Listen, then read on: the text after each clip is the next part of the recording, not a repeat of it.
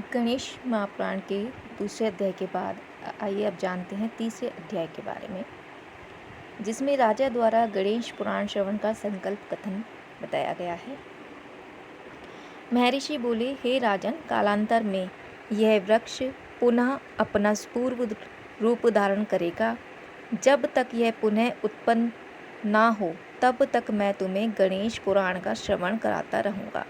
तुम पुराण श्रवण के संकल्प पूर्वक आदि देव गणेश जी का पूजन करो, तब मैं गणेश पुराण की कथा का प्रारंभ करूँगा। मुनि राज के आदेश अनुसार राजा ने पुराण श्रवण का संकल्प किया। उसी समय राजा ने अनुभव किया कि उसकी समस्त पीड़ाएं दूर हो गई हैं। दृष्टि डाली तो कुष्ठ रोग का अब कहीं चिन्ह भी शेष नहीं रह गया था। अपने को पूर्ण रूप से रोग रहित एवं पूर्ववत सुंदर हुआ देखकर राजा के आश्चर्य की सीमा ना रही और उसने महर्षि के चरण पकड़ लिए तथा निवेदन किया कि प्रभो, मुझे गणेश पुराण का विस्तार पूर्वक श्रवण कराइए।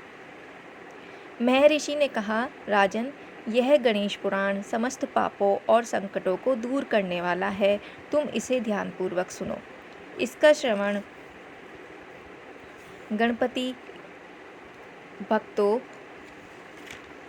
को ही कराना चाहिए, अन्य किसी को नहीं। कलयुग में पापों की अधिक वृद्धि होगी और लोग कष्ट सहन में असमर्थ एवं अल्पायु होंगे।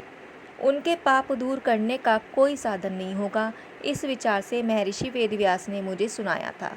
उन्हीं की कृपा से मैं भगवान गणाध्यक्ष के महान चरित्रों को सुनाने का सौभाग्य प्राप्त कर सका था।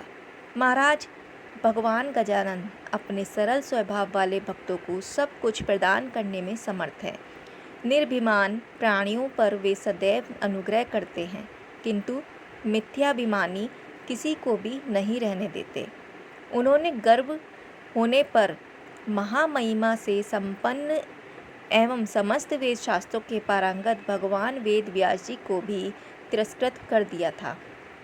उनके हृदय में अपने पराये, बली निर्बल या मूर्ख विद्वान का कोई भी भेद नहीं है। अभिमानी मनुष्यों का अभिमान खंडन करना तो उन्होंने अपना बहुत आवश्यक कर्म मान लिया है। राजा ने आश्चर्य से पूछा, प्रभु, भगवान वेद व्यास जी तो समस्त दुर्गुणों, दोषों और दुर्बलताओं से परे पूर्ण ज्ञानी और भगवान नारायण के ही अंश अवतार माने जाते हैं। उनमें अभिमान का आविर्भाव कैसे हो गया? कृपा कर ये सभी बातें बताने का कष्ट करें। महर्षि भृगु ने कहा, राजेंद्र, वेद व्यास जी ने वेद के 4 विभाग कर उनकी पृथक पृथक संहिताएं बना दी, जिससे उनका रहस्य समझना कठिन नहीं रहा। उनके उस अपूर्व कार्य की विद्वत समाज में बड़ी प्रशंसा हुई। इससे उन्हें अपने पर अत्यंत गर्व होने लगा। फिर उस वेद विज्ञान को अधिक सुलभ करने के उद्देश्य से उन्होंने पुराणों की रचना आरंभ की। वेद व्यास के बुद्धि का भ्रमित होना कैसे हुई, अब आइए जानते हैं। हे महाराज, श्री गणेश जी आदिदेव हैं, इसलिए समस्त कार्यों में गणेश जी का प्रथम स्मरण करने की परिपाटी प्राचीन काल से चली आ रही है।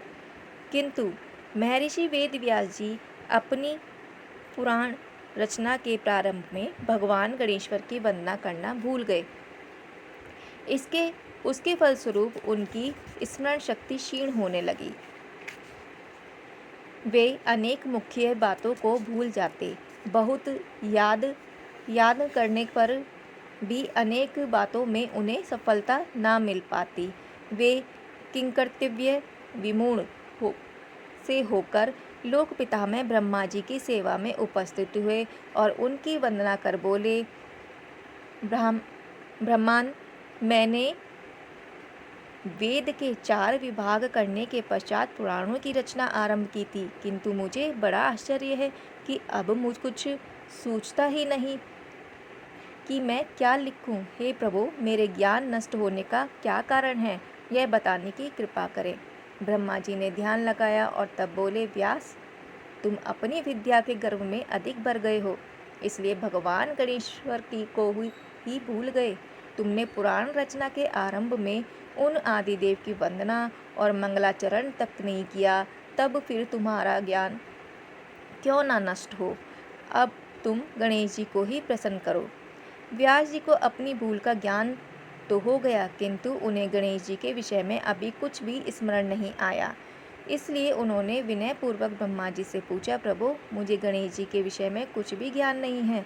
आप बताएं कि गणेश जी कौन है, उनका स्वरूप कैसा है, उनके चरित्र की विशेषता क्या है।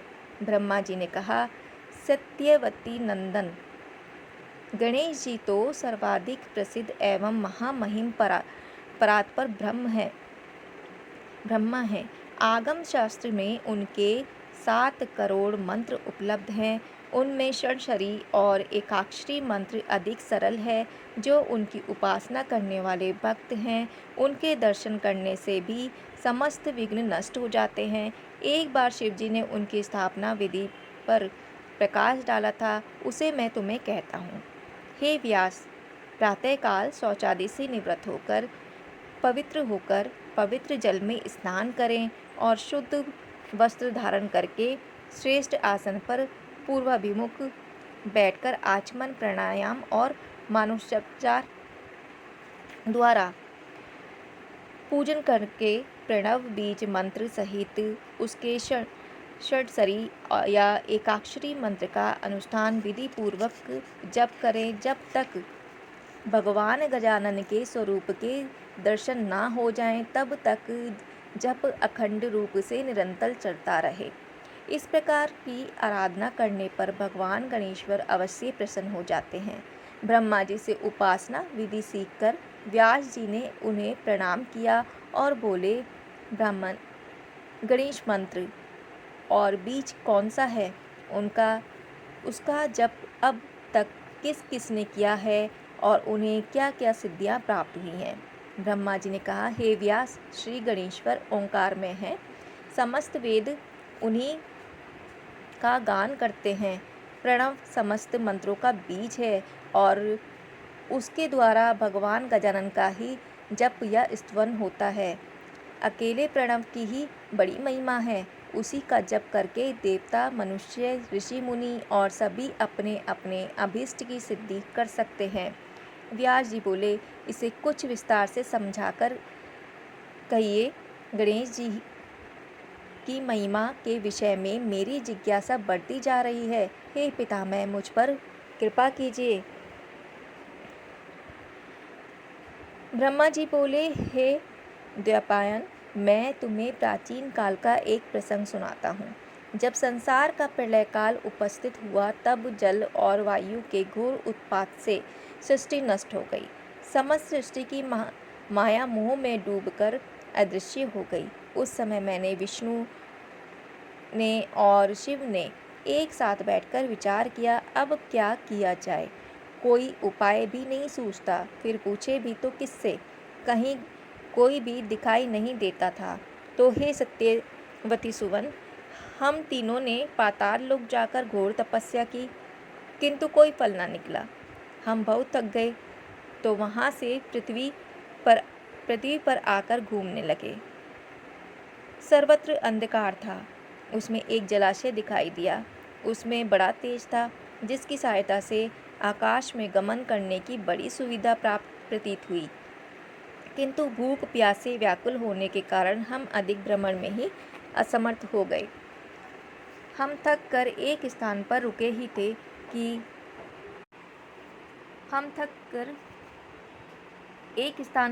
थे कि हमारे समक्ष करोड़ों सूर्यों के समान प्रकाश प्रकट हो गया। हमने ध्यान से देखा तो उस प्रकाश पूज्य में भगवान गणाध्यक्ष विराजमान थे। हमने तुरंत ही उन्हें प्रणाम कर स्तुति आरंभ की।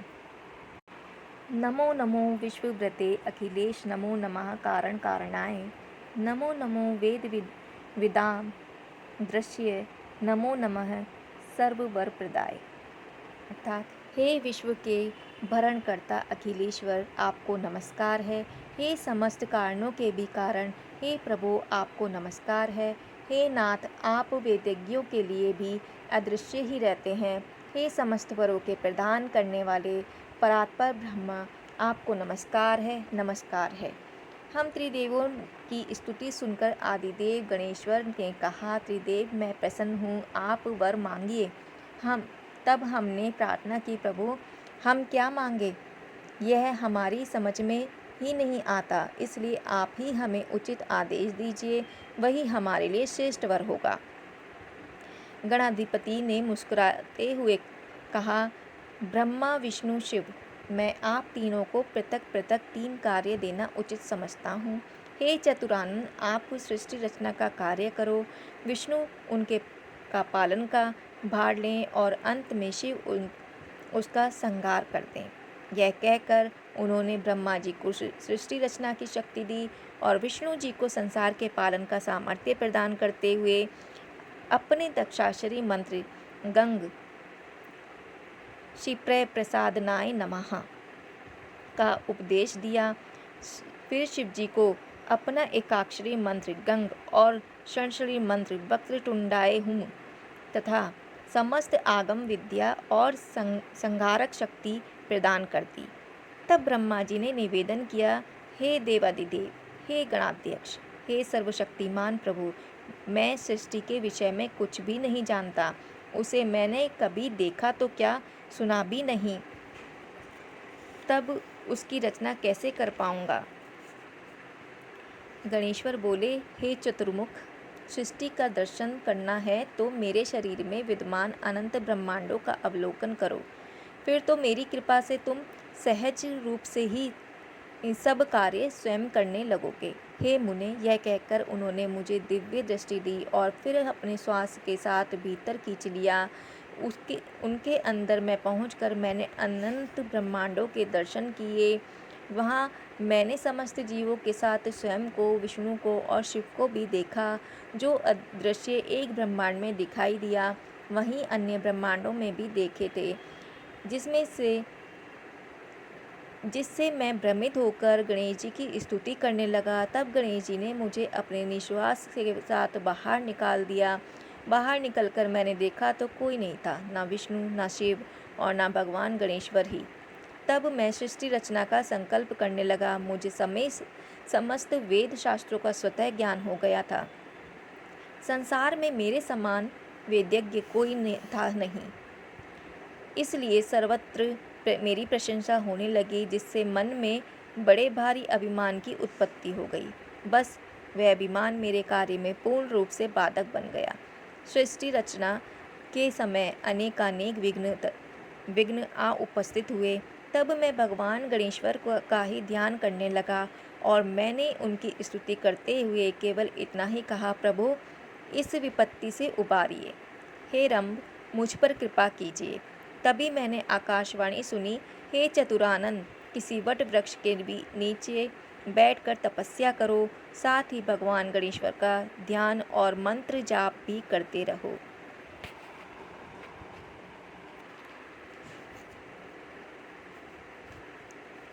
महर्षि भृगु ने राजा सोमनाथ से कहा, हे राजन, तब ब्रह्मा जी ने वेद व्यास देव को बताया कि आकाशवाणी सुनने के पश्चात मुझे एक स्वप्न दिखाई दिया कि प्रलय में सब कुछ लीन हो जाने पर भी केवल एक विशाल वट वृक्ष ही शेष बचा खड़ा है।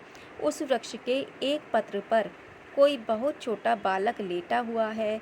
मैंने ध्यान से देखा तो उसका रूप भगवान विनायक देव के ही समान था। उसके दर्शन कर मुझे बड़ा आनंद हुआ और मैं पुनः गणेश मंत्र का जप करने लगा। हे मुनि, तभी मैंने देखा कि वह बालक धीरे धीरे मेरे पास आ गया है। उसने कहा, चतुरानन, समस्त चिंताओं को त्याग कर मेरे एकाक्षरी मंत्र का 10 लाख जप करो। जप का यह अनुष्ठान पूर्ण होने पर तुम मेरा साक्षात दर्शन करोगे। बस यह सुखद स्वप्न देखकर मेरी नींद खुल गई। हे व्यास, फिर मैंने एकाक्षरी मंत्र का जप अनुष्ठान आरंभ किया। जिस प्रकार भी संभव हुआ मैंने उन आदिदेव को पूर्ण प्रसन्न करने का प्रयास किया। अनुष्ठान पूर्ण होने पर मुझे भगवान गणेश्वर के साक्षात दर्शन हुए। उनके अत्यंत तेजस्वी और विलक्षण रूप के समक्ष मेरे नेत्रों में चकाचौंध भर गई और स्मृति भी नष्ट हो गई। उसी समय मेरे कानों में भगवान गजानन की गंभीर वाणी सुनाई दी। हे चतुरानन, स्वप्न में मैंने तुम्हें प्रत्यक्ष दर्शन देने का वचन दिया था, उसे मैंने पूरा कर दिया है। अब तुम अपना अभिलक्षित वर मुझसे मांग लो। हे मुने, मैंने गजानन भगवान को प्रणाम कर निवेदन किया, हे प्रभु, कार्य में उपस्थित सभी विघ्न दूर हो जाएं और मुझे शुद्ध ज्ञान की प्राप्ति हो, जिससे मैं आपके गुणानुवाद से भी समर्थ हो सकूं। इस पर गणेश्वर प्रभु तथास्तु कहकर अंतर्ध्यान हो गए। महर्षि भृगु बोले, हे राजन, भगवान गणाध्यक्ष के अदृश्य हो जाने पर ब्रह्मा जी ने सर्ग रचना का कार्य कर दिया आरंभ किया। सर्वप्रथम उन्होंने महिष्चादि 14 मानस पुत्र उत्पन्न किए और उन्हें आदेश दिया कि सृष्टि रचो, किंतु उन्होंने अति तपस्वी और अति ज्ञानी होने के कारण चतुरानन के आदेश पर ध्यान नहीं दिया। फिर विवश हुए चतुर्मुख ने स्वयं ही सृष्टि की रचना की और निश्चित होकर प्रभु चिंतन करने लगे। इस प्रकार ब्रह्मा जी को सर्ग रचना के में तो सफलता प्राप्त हुई, उसका पूर्ण श्रेय भगवान गणेश्वर की उपासना को ही दें। शौनक ने सूत जी से पूछा, प्रभु, गणेश्वर का पूजन केवल ब्रह्मा जी ने किया था अथवा किसी अन्य देवता ने भी? विष्णु और शिव तो स्वयं सर्वशक्तिमान प्रभु हैं। समस्त विश्व का पालन और संहार क्रमशः ये दोनों करते हैं, इसलिए ये दोनों ही अपने अपने कार्यों में समर्थ हैं। फिर यह गणेश का पूजन क्यों करते होंगे? उनकी बात सुनकर सूत जी को हंसी आ गई। बोले, हे मुने, मैं समझ रहा हूँ कि तुम ऐसे अटपटे प्रश्न क्यों कर रहे हो। अवश्य ही तुम इन प्रश्नों के द्वारा लोक कल्याण का साधन करना चाहते हो। वस्तुतः तुम्हारा यह विचार समस्त विश्व के हित में होने का कारण अत्यंत प्रशंसनीय है। हे शौनक, अत्यंत प्रशंसनीय है। हे शौनक, अब तुम्हारे प्रश्नों का उत्तर देता हूँ, सुनो। श्री गणाध्यक्ष का पूजन समस्त देवताओं ने समय समय पर किया है। जब जब जिस जिस देवता के कार्य में विघ्न व्यवधान की उपस्थिति हुई, तब तब वही वही देवता उन प्रभु की भक्तिभाव पूर्वक आराधना में प्रवृत्त हुआ। यहाँ तक कि समस्त शक्ति स्वरूपा देवियों ने भी उन गणपति की उपासना करके अपने अपने अभीष्ट की प्राप्ति की है। हे मुने, गणेश जी का पूजन ब्रह्मा जी ने भी किया था, उसका वर्णन तो मैं कर ही चुका हूँ। भगवान विष्णु ने भी संकटग्रस्त होने पर उन्हीं प्रभु की उपासना करके सिद्धि प्राप्त की थी।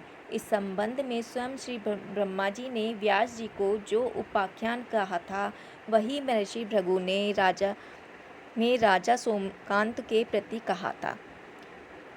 उस परम हर्ष को देने वाली गाथा को मैं तुम्हारे प्रति कहता हूँ, तुम ध्यान से सुनो। एक बार जब ब्रह्मा जी सृष्टि रचना में लगे थे, तब भगवान विष्णु के कानों में से मधु कैटभ नामक 2 दैत्य उत्पन्न हुए।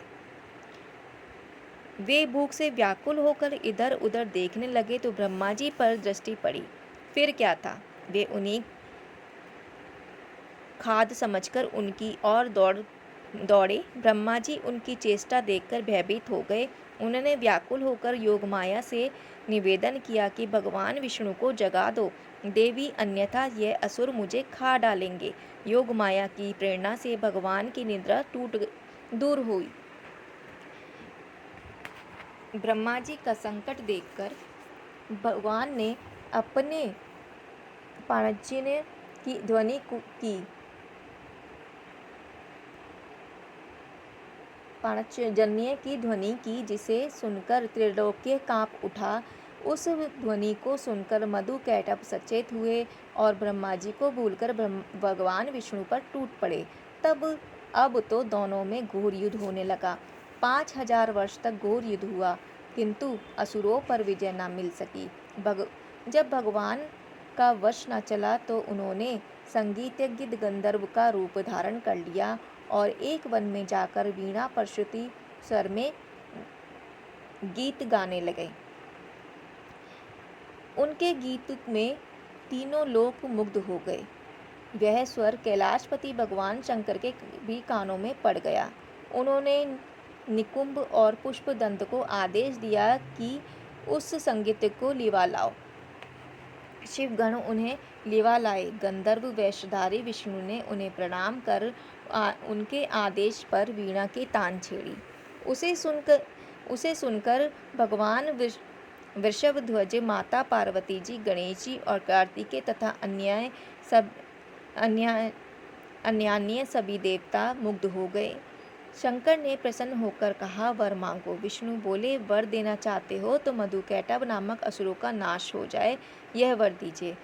शंभु हंसे, बोले, तो तुम विष्णु हो? इस वेश में यहाँ आने की क्या आवश्यकता हुई? क्या असुरों के भय से छंदवेश बनाए घूम रहे हो? विष्णु ने कहा, आपको प्रसन्न करने के लिए ही यह सब करना पड़ा है आशुतोष। अब आप शीघ्र ही वह उपाय कीजिए जिससे असुरों का नाश हो सके।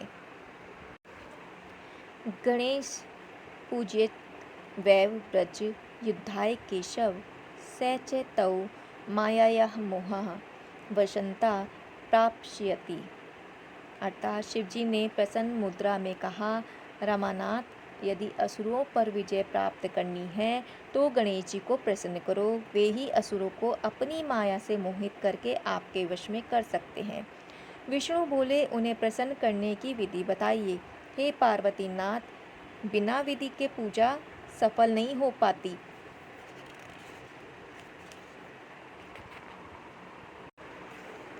शिवजी ने उन्हें षोडशोपचार युक्त गणपति पूजन की विधि बताई।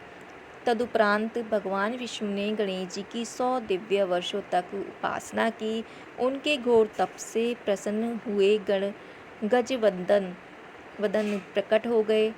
उन्होंने कहा, मैं तुम्हारे तप से प्रसन्न हूँ, बोलो क्या चाहते हो? विष्णु बोले, मधुकैटभ नामक असुर बहुत प्रबल हो गए हैं, मेरे वश में नहीं आ रहे हैं, अतएव हे पार्वती नंदन, उनके वध का उपाय कीजिए। श्री गणेश जी ने कहा, हे वैकुंठनाथ, यदि आपने पहले ही मेरा पूजन किया होता तो अब तक असुर परास्त भी हो गए होते। विष्णु बोले, हे गणेश्वर, मुझे आपका प्रभाव विदित नहीं था। अब आप वही कीजिए जिससे मैं उन असुरों का वध करने में सफल हो सकूं। हे विघ्नहरण नाथ, इसके साथ ही मुझे अपनी अनन्य एवं दुर्लभ भक्ति भी प्रदान करने की कृपा कीजिए। भगवान विष्णु की प्रार्थना सुनकर गणेश्वर ने कहा, यही होगा रामानाथ, आपके हाथ से वे दोनों असुर शीघ्र ही मारे जाएंगे। इससे चतुरानन का भय भी दूर हो जाएगा और आपको महान कीर्ति की भी प्राप्ति होगी। हे विष्णु, अब आपके कार्य में कोई विघ्न उपस्थित नहीं होगा। यह वर देकर भगवान गणेश्वर अंतर्ध्यान हो गए और भगवान त्रिलोकीनाथ वहां से लौटकर अपने स्थान पर पहुँचे, जहाँ उन्होंने दोनों असुरों को युद्ध के लिए समुद्धत देखा। त्रिलोकीनाथ को वहां आए देखकर उनकी ओर झपटते हुए बोले, तुम बड़े डरपोक हो, जो रण क्षेत्र छोड़कर ही भाग गए। विष्णु हंसे और उन्होंने युद्ध करके मधुकैटभ का संहार कर दिया। जहां उन्होंने गणेश्वर की आराधना की थी, वह स्थान सिद्ध क्षेत्र के नाम से प्रसिद्ध हो गया। गणेश पुराण का तीसरा अध्याय यहीं तक। एक छोटी सी कहानी है गणेश जी की। एक बार की बात है, गणेश जी एक गांव में गए। वहाँ पर एक माता खीर बना रही थी। खीर बनाने के लिए उन्होंने चावल लिए तो गणेश जी बोले, माता, इससे क्या होगा? इस छोटे से बर्तन में खीर कैसे बनेगी? बड़े बर्तन में बनाइए, मुझे ज़्यादा खीर खानी है। अब उन्होंने सोचा, बालक है, कह रहा है तो मैं बना देती हूँ। उन्होंने बड़ा बर्तन रखा, दूध डाला और चावल उतने जितने उन पे थोड़े थे उसे डाल दिए। अब जब खीर बन गई तो उन्होंने बाहर आके देखा तो गणेश जी तो थे नहीं। पड़ोसी आए, उन्होंने पड़ोसियों को खीर खिला दी, थोड़ी शहरों में बांट दी। तभी जो खीर बची उसमें उन्होंने कहा, आजा गणेशा, आ खीर खा ले। तो गणेश जी ने बोला, माता जब तुम पड़ोसियों को खीर खिला रही थी तभी मेरा पेट भर गया था। तो जय गणेश जी, ऐसे हैं गणेश जी महाराज हमारे। जय गणेश जी। इसी के साथ तीसरा अध्याय समाप्त होता है। चौथे अध्याय में फिर से आएंगे। जय गणपति बप्पा। जय गणपति।